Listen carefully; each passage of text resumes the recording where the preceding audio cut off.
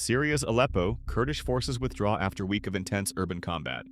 For 7 days, Syrian government forces and Kurdish fighters clashed violently in the neighborhoods of Aleppo.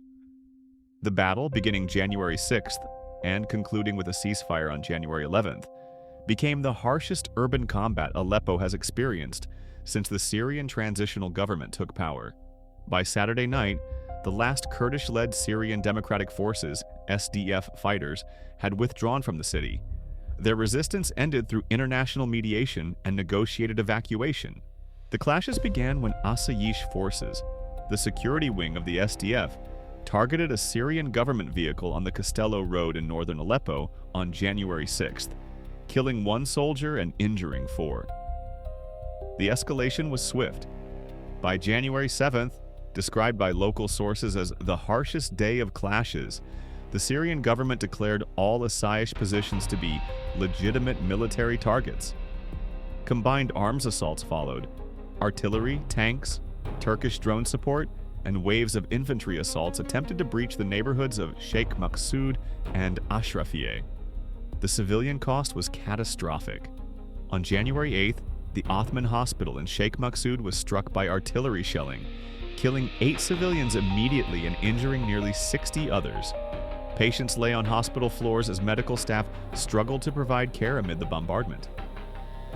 The next day, January 9th, the Syrian government declared a unilateral ceasefire beginning at 3 a.m., offering Kurdish fighters the option to evacuate safely to SDF-controlled areas in northeastern Syria.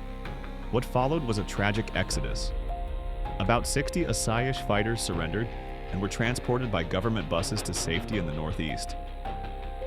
The remaining fighters held out briefly, with 5 SDF members conducting suicide attacks against government forces on January 10th, killing themselves and several government soldiers in final acts of resistance.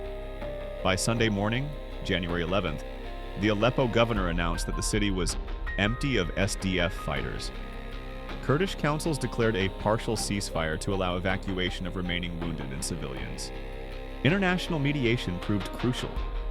U.S. Special Envoy to Syria Tom Barrack met with Syrian President Ahmad al-Sharia on Saturday, urging restraint from both sides. France coordinated with the U.S., and President Macron called the Syrian leader to emphasize dialogue over force. The result: a negotiated withdrawal that, while bitter for the Kurdish forces, prevented a complete massacre and allowed civilians and fighters to escape.